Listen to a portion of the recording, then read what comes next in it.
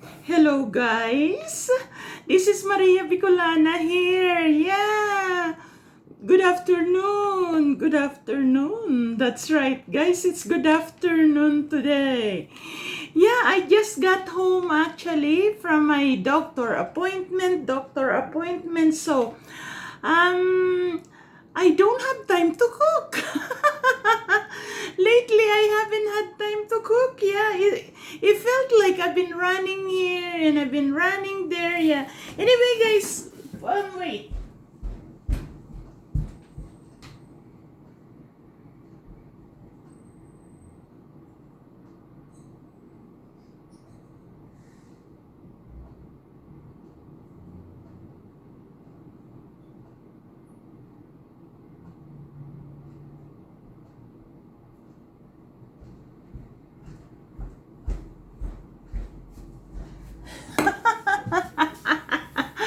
Yeah, busy running around, and it's raining.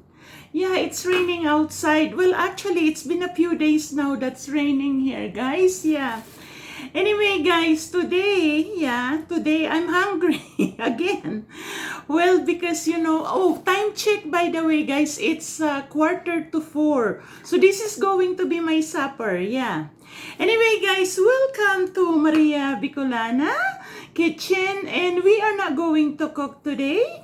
Yeah, you are going to join me eat. That's right, guys. And I hope you will. Yeah. Anyway, guys, there is an announcement I would like to say. I noticed that some that join the prizes, like I picked 3 people to win the prizes, and some of them they don't really watch, like I picked them because I thought I did see few times, but I'm asking that if you're gonna be solid supporter of Maria Bicolana, please do consistently. Like what? Like I don't. If you're just gonna show up 1 time or 2 times, I'm not gonna pick you. I'm being honest here. Yes, I am not going to pick you. So anyway, that's just an announcement I would like to let you know, guys. Yeah, but I do love you all, guys, all that support me. I love you, and we're just up, I like I said, oh, I need it, I'm thirsty.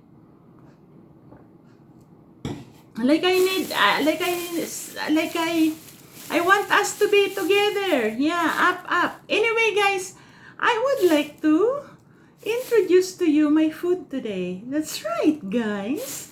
It is going to be a Chinese food. Yeah, a Chinese food, guys. Yeah, so let's open it. I have iced tea, of course, my favorite. And I have a chili. This is hot. A chili sauce. And a cookie for my dessert. And I have a 2 spring roll. Spring roll, guys. What is a Chinese food without spring roll? That's right. Of course, we have to have spring roll. I have 2 spring roll here, guys. See? 2 spring rolls. That's right.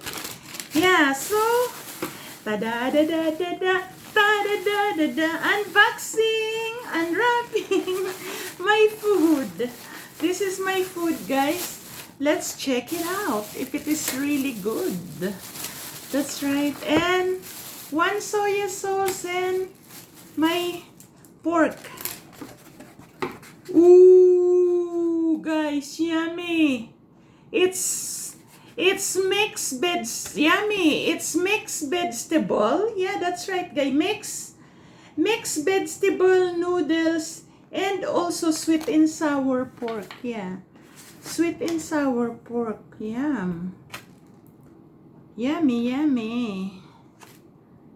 Okay, let's pray first before I just about forget, and let's It's raining outside, guys. I was in a hurry because it's raining, yeah. And it's still wet, my, glasses and all that. So, anyway, guys, let's eat. Yeah, let's eat.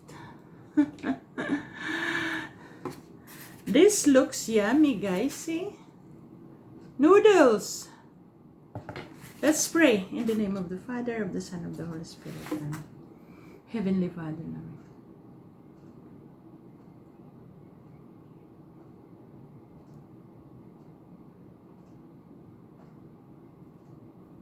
In Jesus' mighty name we pray. Amen. Yeah, I didn't have rice, guys. I decided to go for noodles.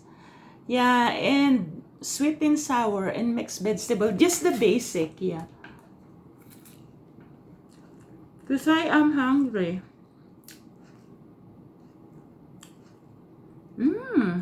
It's yummy. Really yummy.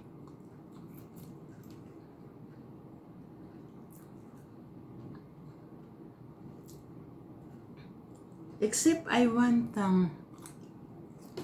soya sauce with lemon.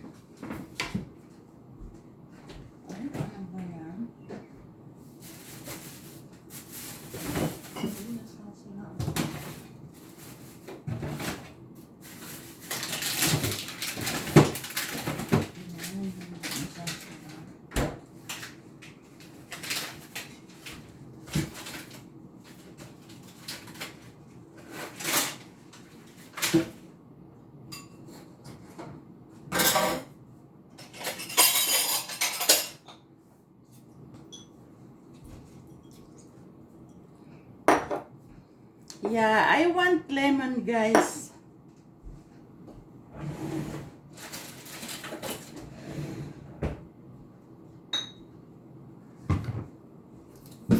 Lemon and soya sauce. Yeah.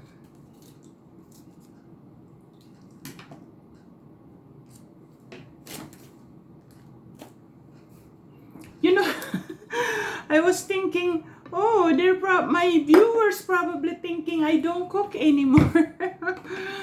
I've been eating out a lot. Yeah, and I have chili here, guys. Chili, see? That's hot. Yeah, it's hot.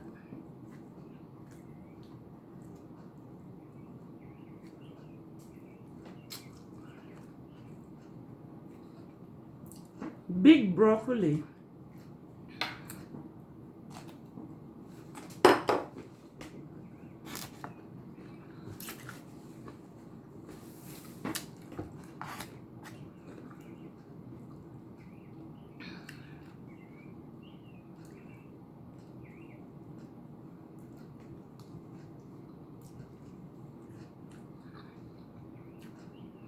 Carrots.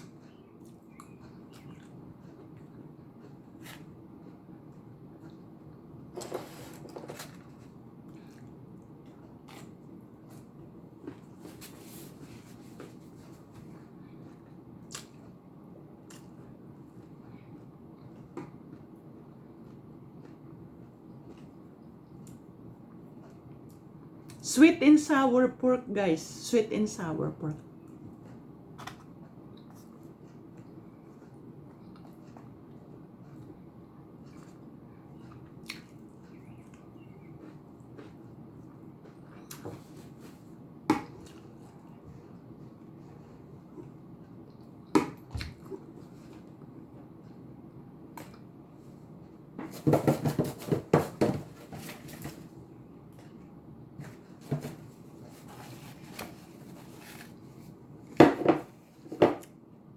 It's actually really good, guys.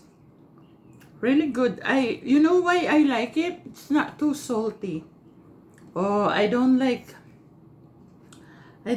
Chinese food that too salty. If you want me to not go back to your store, feed me salty food.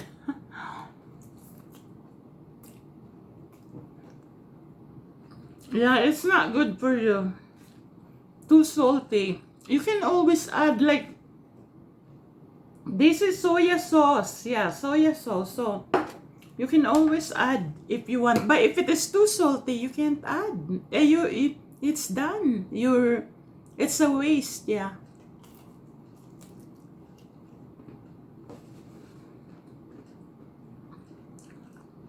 Don't mind me. I'm hungry, guys. Cabbage. Cabbage. That's good. And it's hot. Like, they cook it. I love Chinese food. Yeah. I love Chinese food.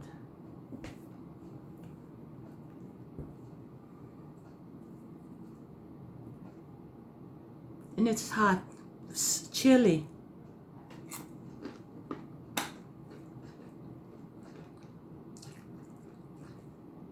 Chili, guys. Sweet and sour.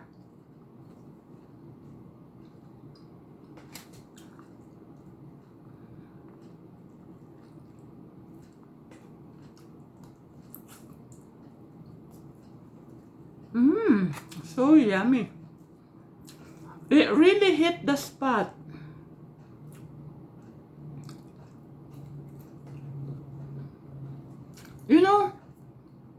Guys, it's good also when you have a place where you have choices, like in Canada.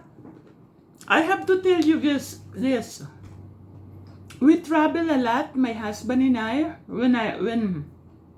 A few years ago, we travel a lot. I cannot wait to come back to Canada. You know why? Because like we went to Europe. There is a lot of restaurant too that you can choose, but it's not as many selection that the Canada has to offer. Canada actually is very diverse, yeah. And I'm so happy to be living here because if you want Jamaican food, you can get Jamaican food. If you want Filipino food, you can get. If you want Chinese food, you want Greek food, Thailander food, there's so many selection you can find. But in other country that I've been to many places in Europe, and also we've been to Cuba and other places. No, it's not like Canada. And I'm not saying that because I love Canada. Well, of course, I'm proud of being Canadian. But I'm saying about my experience.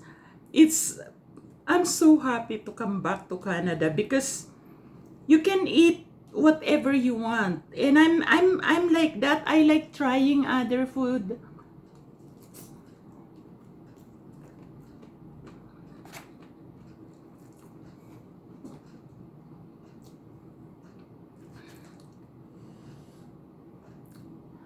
Okay, guys. This is my sweet and sour for you guys. Pork sweet and sour from me to you. Okay, guys? Yeah. Thank you for watching my video. Please subscribe, Maria Bicolana. I love you all.